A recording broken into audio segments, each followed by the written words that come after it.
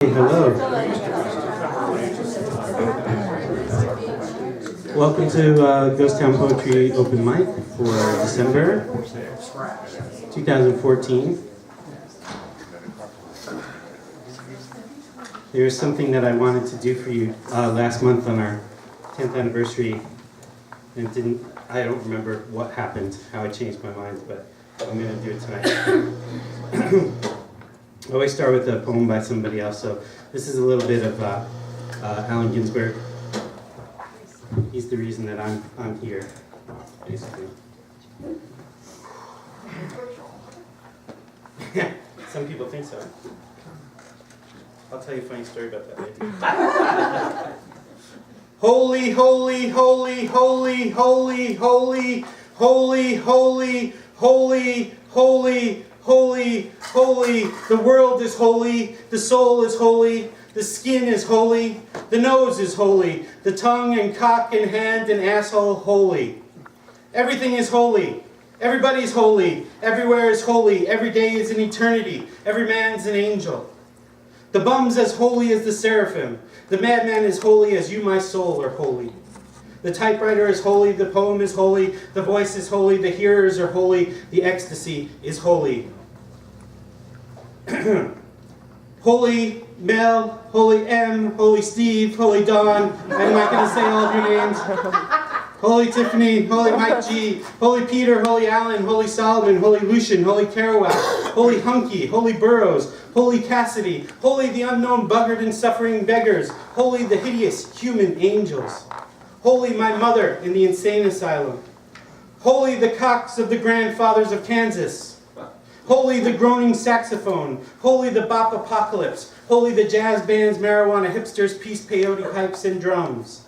Holy the solitudes of skyscrapers and pavements. Holy the cafeterias filled with the millions. Holy the mysterious rivers of tears under the streets. Holy the lone juggernaut. Holy the vast lamb of the middle class. Holy the crazy shepherds of rebellion. Who digs Los Angeles is Los Angeles. Holy New York, Holy San Francisco, Holy Peoria and Seattle, Holy Paris, Holy Tangiers, Holy Moscow, Holy Istanbul, Holy time and eternity, Holy eternity and time, Holy the clocks in space, Holy the fourth dimension, Holy the fifth internationale, Holy the angel in Moloch, Holy the sea, Holy the desert, Holy the railroad, Holy the locomotive, Holy the visions, Holy the hallucinations, Holy the miracles, Holy the eyeball, Holy the abyss, Holy forgiveness, mercy, charity, faith, holy, ours, bodies, suffering, magnanimity. Holy the supernatural, extra brilliant, intelligent kindness of the soul. Allen Ginsberg, Berkeley, 1955.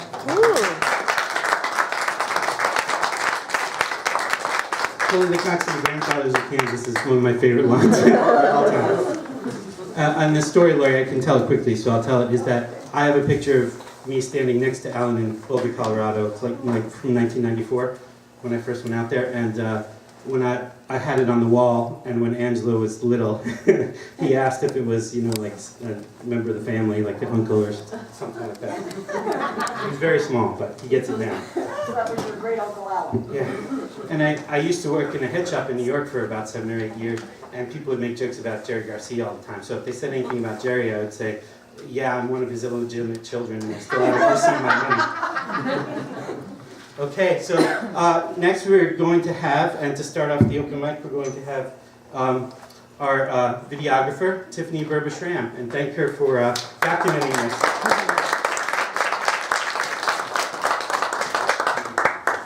Thank you.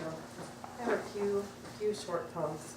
The first one is called Another Bookstore. One of the few bookstores we have in Vancouver closed today. Now only the big bad chains remain. No more used books with fingerprints. No more written notes along the inside first 2 pages. The community will suffer. Local writers will lose their audience. The poets lose their open mic. It's sad when these treasures go. It's lonely walking through aisles of full-priced books. They have no character, no soul, no story of their own to tell. We stand outside with candles lit. We mourn the end of an era, mourn the loss of our second home.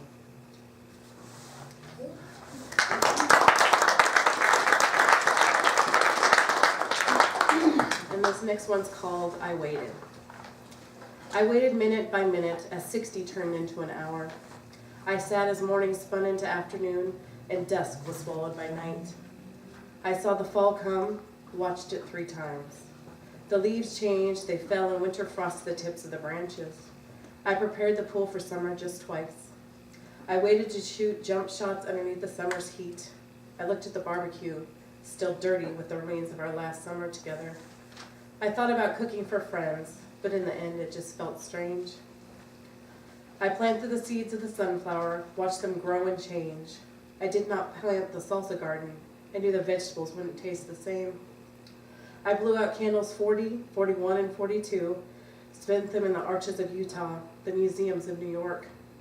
I still waited, held hope deep that you would come around, that you would change with the seasons. Each fall you would shed the demons that held you back.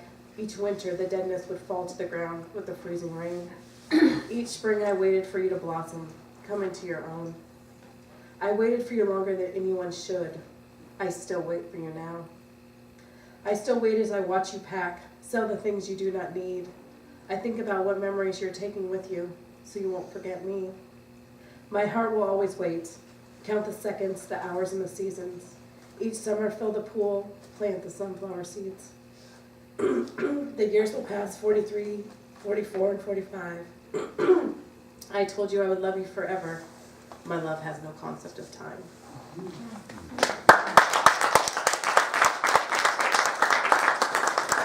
This is a very short one, but this is for my son Bryce, because he's awesome. It's called Dancing. It was a random night, on Wednesday, so we danced. We danced to Forever in Blue Jeans. Yes, my son and I danced to Neil Diamond on a Wednesday night in November. For those of you who know the song, no further explanation is needed. For those of you who do not know, I have no energy to explain it. As long as I can have you here with me, I'd much rather be Forever in Blue Jeans, babe. Thank you.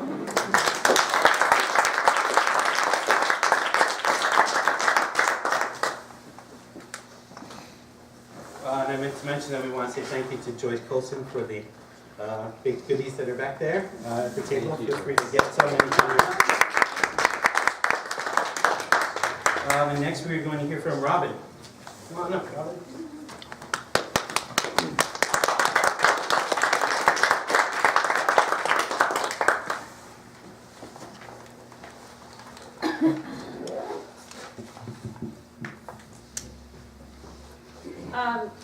This poem is not titled, so here goes. The lost are not found, dispossessed of their place, ghosts in someone's space. You can find their photos on the web, some serious, some smiling. Mien matters, but only to the living. Ghosts in their nebulous haunt, maybe souls set free, or just our memories taking shape. And here's a couple short ones that I did for the postcard project this summer. If I were a painter, I'd live in Arizona. Hills like thrown dice, cumulus clouds culminating, cactus counterpoint.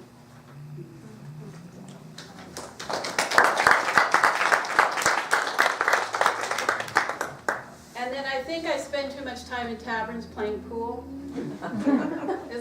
That must be where this poem came from. Wish you were here, wish you were near. If wishes were beer, I'd drown.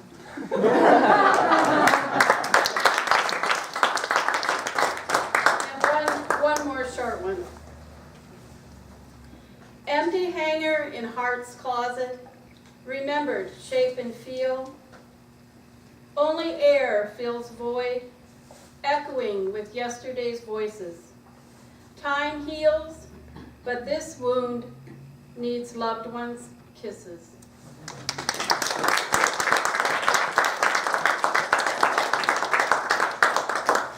Thanks, Barbara. Next we're going to hear from Desiree.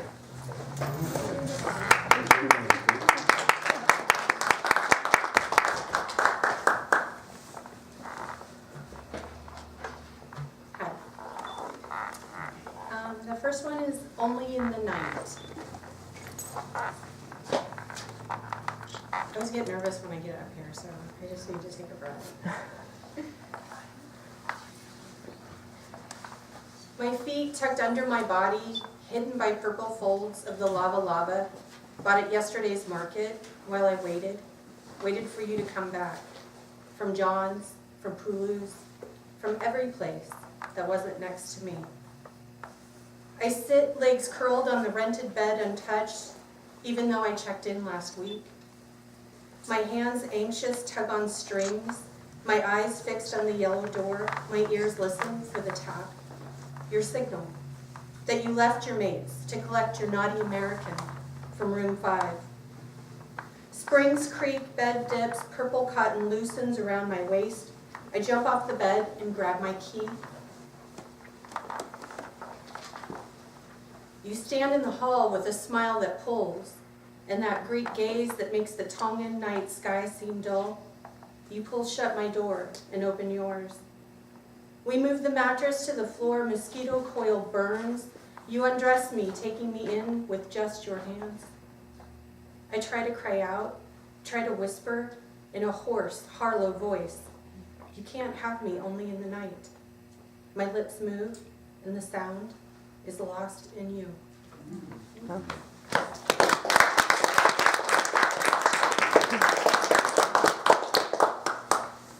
And repeat. Bits and pieces of shade I hide in as words fall from your teeth. My feet frozen in water, my eyes shed as your tongue preps to flick me with fire. My heart, slice. My hope, tear. Myself, slap, as you Talanoa. I listen with ears too dumb to hear. It's over.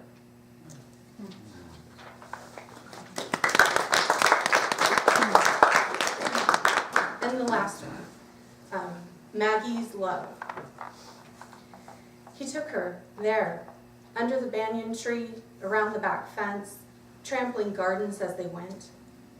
He took her there past Lyman House, past the nursing school, to their favorite spot, their favorite rock, out of sight, overlooking the ocean. He pulled her from her sister's house, under protest, Portuguese words screaming in the night. He took her there, on the molten lava trail, to the top of Kilauea, and threw her in. Thank you.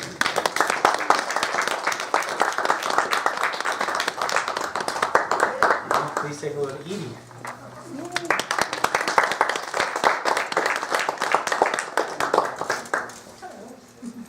So you know how you're not supposed to ever talk about politics and religion? I'm not a rule follower, so we've got 3. One flew east, one flew west. Where have they all gone? The rational, the compassionate, the selfless, the ones we chose to serve us, not to save themselves.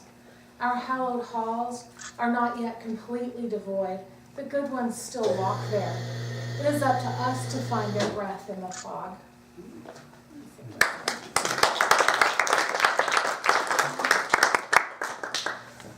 Numbers. Why aren't your quivers full, you fork-tongued wolves in sheep's clothing, you champions of unlimited, unprotected, heteronormative holy intercourse, who keep your wives and daughters bound by the book, thumped to preserve solid servitude and silence? Where are all the spawn of your adulterous seed, no doubt sown, never spilled, because the helpmates who housed and honed your little arrows are worn down, producing and raising the next generation, can't keep up wifely duties, engage in sinful disobedience with no.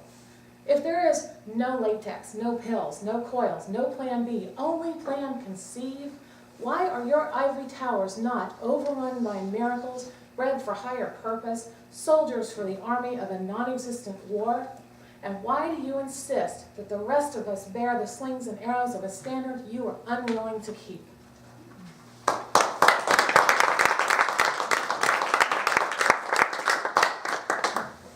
And this one is called My Body Ain't Your Hobby. Y'all have heard this before, so make it a little steamy. Dark as night are the robes that refuse to hide your lust as you pound the gavel, desperate to control my haughty desires, this harlot's power that so easily threatens your own. Man has two heads, between shoulders, between legs. Woman has two hearts, between breasts, between legs. Terror strikes at the thought of your single brain, addled and aging, while my heart grows stronger, its beat dictating the rhythm of my lover's hardness inside my softness. In spite of your crass anger, I crave the taste of my own deliciousness on my lover's tongue, after he wisely puts my needs ahead of his own. You lie willfully, contort your mouth around piety's skeletons, while I lie down, skillfully contour my mouth around my lover's bone. You are aroused uncontrollably to wolf howl primacy by the scent of my lover and me, mixed sticky on my thighs as I glide past you on an afternoon breeze. You are engorged with rage because that which you thought was your own center of power is your greatest weakness, held captive by the ripe juicy peach between my legs. Like Jezebel, Bathsheba, Delilah, Magdalene before me, you call me whore, cast the first stone, legislate shame. But your inability to suppress my desire is your secret shame, my ecstasy your undoing. You will never keep me down. I bend my knees for no man, except my lover at the time of my own choosing.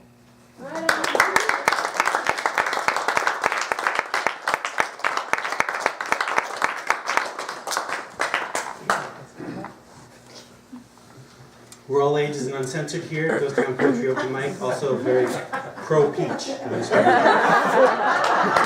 about my support for peaches everywhere.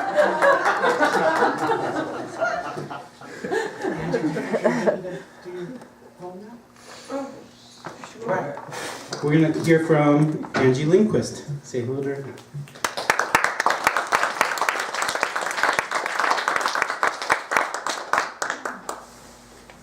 Well, I haven't written any poetry, so I'm going to read another one from someone else. This is a poem by Mary Oliver called Wild Geese. Some of you probably already heard it before. You do not have to be good. You do not have to walk on your knees for 100 miles through the desert repenting.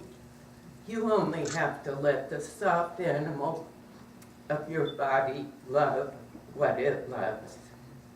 Tell me about despair, yours, and I'll tell you mine. Meanwhile, the world goes on. Meanwhile, the sun and the clear pebbles of the rain are moving across the landscapes, over the prairies and the deep trees, the mountains and the rivers. Meanwhile, the wild geese, high in the clean blue air, are heading home again.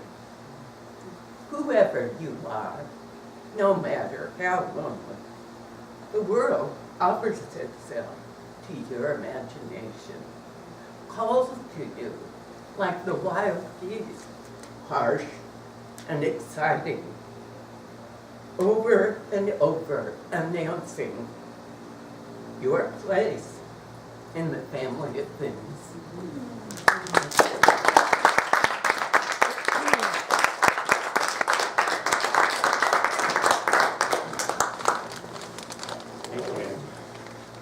I meant to say, but I was still thinking about Phoebe's poem. If you did it before the reading, take your phone out of your pocket and turn it off. No offense intended to anybody, but we all forget, and I'm not sure whether mine was on or not. So, hey, so this will be a good time. Welcome, Tony Partington, my partner.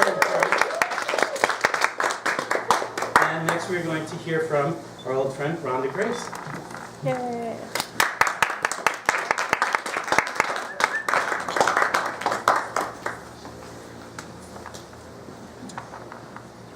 Hello, I'm going to... Can you hear me? Yeah. I'm going to read from my little It's a new one that I've written recently. It's a very short one. It's called Bubbly Water Warmed My Skin. My soul flowed into your soul. Gently, hips rock. Kissing lips, ears, neck. Your name etched in sparkles, tucked beneath my rib. And the next one is called Voice. I speak my truth, ride freedom's bell, get my groove on, do the funky stomp, shout my thoughts, the mountains hear my voice. You do not hear. No words, not my voice. You do not hear my heartbeat. My steps fade away. My path leads far away. Wings grow, and I fly. Speak. I live my truth, my joy. My heart, the heart of another, hears my heart. Here's my voice. Thank you.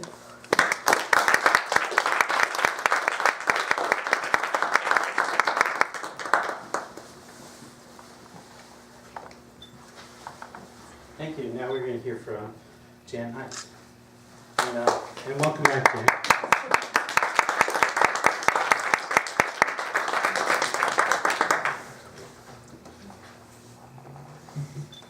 I haven't been writing a lot lately, so I want to share something somebody else wrote, and I found this online. The author is Beck Cooper, and she's pretty cool here. It's called The Gutting. It is said, he who holds the hook is aware in what water many fish are swimming. I was once full before the night he gutted me. The night I heard my own no echo into his cavernous moaning mouth. And even then, I was only a fish, and what else was I good for but an easy catch? I should have known better than to swim alone along such a dark and foreign shore, where grown men with rolled up sleeves. It jumped. Where am I?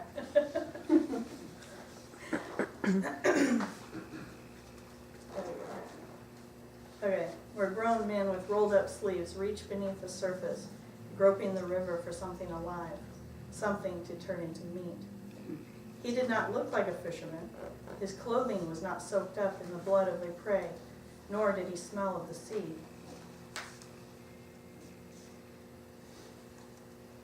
I mistook him for Lighthouse, something innocuous.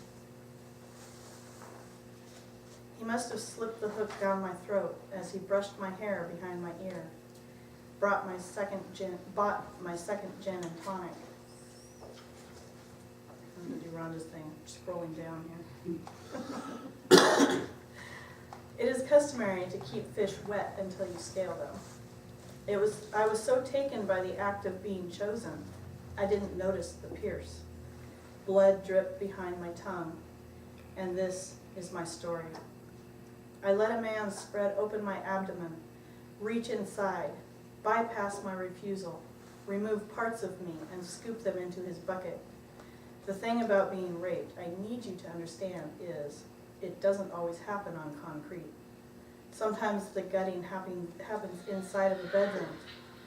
Sometimes it is accompanied by kind words and wet lips. Sometimes it is easier to believe you deserve it, to believe you owe it to him, to wake up the next morning, to serve him the pulp of you he scraped from your bones on a breakfast tray with a glass of orange juice, and let him walk you home holding your hand. And when you arrive at your front door, remove the hook from your throat, and with a sore and grateful tongue, thank him for choosing to catch and release. Even now, in the retelling, what I would give to tell you I was a python coiling around the flesh of his neck, wringing the life out of him slowly. What I would give to tell you I was an alligator, hyena, grizzly bear, anything but a fish. Anything that doesn't go down without a fight. What I'd give to tell you I spit on him, pushed him off me, carved into his abdomen with my own teeth. But I am only a fish. And what else is a fish good for but to be consumed, even on the holiest of Lent, without ever breaking his fast? And now, the first man since the gutting to bring me into his bed peels back my scales to find me empty. My liver, kidneys, tongue, heart removed. My body stitched from gill to pelvic fin. My eyes cloudy and sunken. Underneath his sheets, he thrusts into me. Asks me what's wrong, if it's his fault. Asks me, why am I lying there, lifeless, like a dead fish?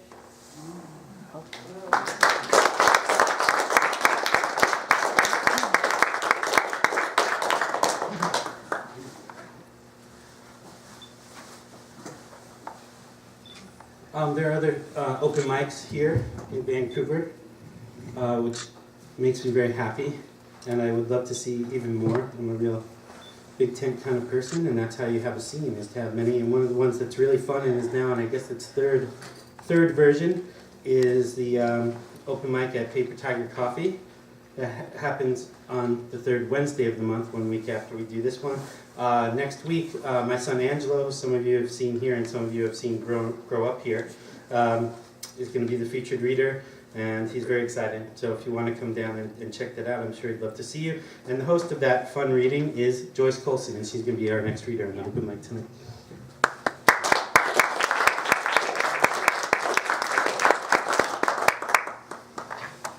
Okay, now I did it this way. Do it the easy way. Can everyone hear me? Okay.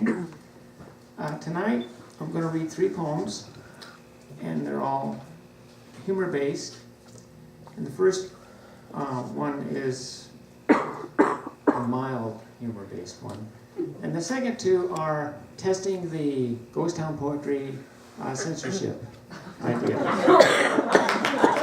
If you're expecting pornography poems, you'll be disappointed. If you're expecting poems with foul language, you'll be disappointed. But if you're expecting sacrilegious poems, now, I have a disclaimer for that. If clouds and thunder and lightning form overhead, it's not my fault, it's not my fault. I'll start with the calm one, called Post Office Humor. My own envelope of delivery is a joke that failed to mail because of a stamp. The overnight express of first-class humor languishes dustily in the night bag of groans. Perhaps if the line was written via airmail, the cacophony of mirth would return to the sender. It would say, "Return to sender, pussies do," complete with wrinkles, folds, and torn corners. Then no one would get the punchline because the post office wouldn't deliver it. This next one's called, I'm Not an Atheist. I'm not an atheist, but I have checked the Ouija board and referred to my tarot cards and checked my daily astrology reading, but I don't make the sign of the cross. I don't go to church on Sundays, I don't pray, I seldom meditate, I pay my tithe with interest, but I'm not an atheist. I sometimes read the runes and read books about the holographic universe, as well as having read the I Ching and A Course in Miracles. I've studied a book on contacting the dead, but I don't read the Bible. I have studied numerology, occasionally practiced witchcraft on full moon nights, thought about reading tea leaves, had at least one poem reading, but I'm not an atheist. I consult a clairvoyant, I give to charities, I give myself to causes, I write spiritual poetry, but I don't sing hymns. I've seen a crystal ball, I've experienced past life regression, and experienced reincarnation. I'm familiar with the spirit stones, but I'm not an atheist. I haven't turned water into wine. I haven't healed the sick. I haven't raised the dead. I haven't been a sacrifice, but I believe in Christ. So my question is, why do all those conservative Christians claim I'm playing with the devil's toys and I'm going to hell in a Chinese handbasket? After all, I'm not an atheist. Thank God.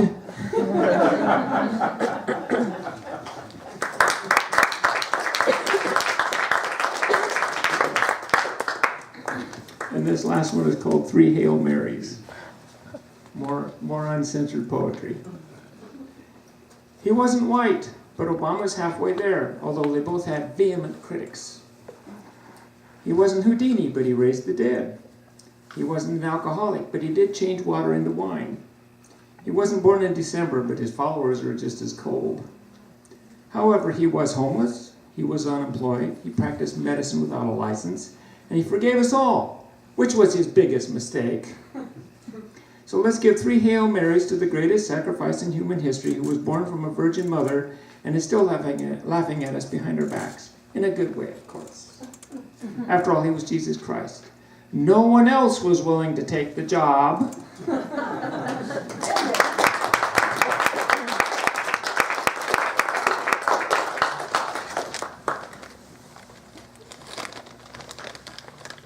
going to have 2 more readers before we have our featured readers. And the reason we're going to have 2 is because they come as a set. S&M, everybody.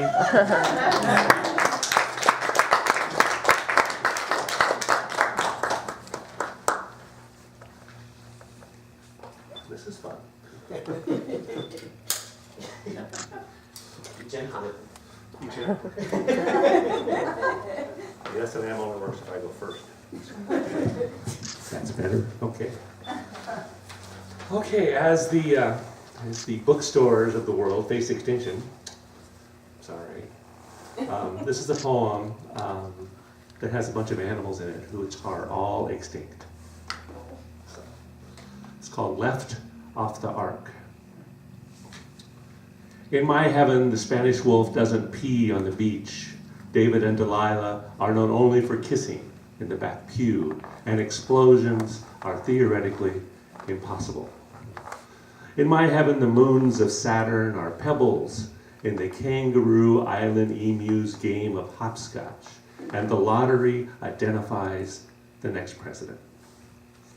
In my heaven, a confused moth volunteers to be a bulldozer. The Tasmanian tiger can finally say what's on its mind, and we all get to choose the deep end of the gene pool.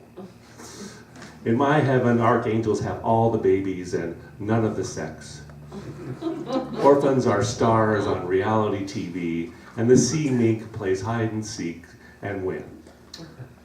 In my heaven, I live under a tree grate made of multicolored chalk, spend my days roping the feet of reunion and passenger pigeons, and fly with them to find you, faster than the speed of night.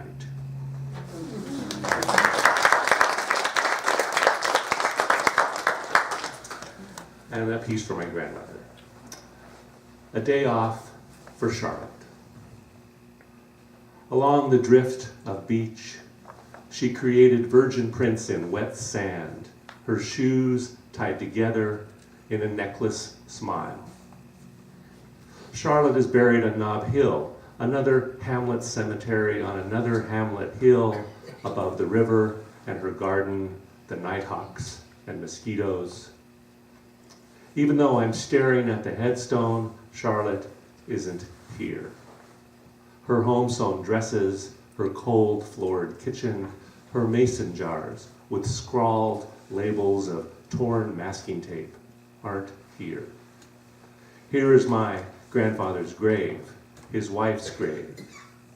Here are the footprints of mourners in red dirt, and a grandson who remembers the patience of that woman, poised at the edge of an ocean and a continent, unraveling a private day.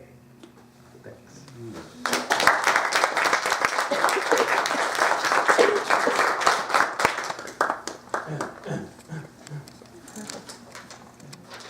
Haven't memorized this one yet. You tilt that down. Huh? This is very powerful. Really, a little too much, even for this uncensored thing. Merry Christmas, everyone. This will be the first Christmas without my mom. She passed away in March, so I wrote a poem for her. I've been working on it for a long time. There's only one weird word in here, and it's in the epigraph, and it's an autogyro. And in case you don't know what that is, it sort of looks like a cross between a two-seater plane and a helicopter. So it's got a plane body and a helicopter propeller on it. And these are lyrics from a Dean Martin song from 1964. It's a honeymoon, the title of the piece is The Pretty One. And it starts with the epigraph, a honeymoon in Cairo in a brand new autogyro, then home on a rocket in a week. We'll settle down in Dallas in a little plastic palace. It's not as crazy as you think. And as I said, that was Dean Martin, I'll Buy That Dream, 1964.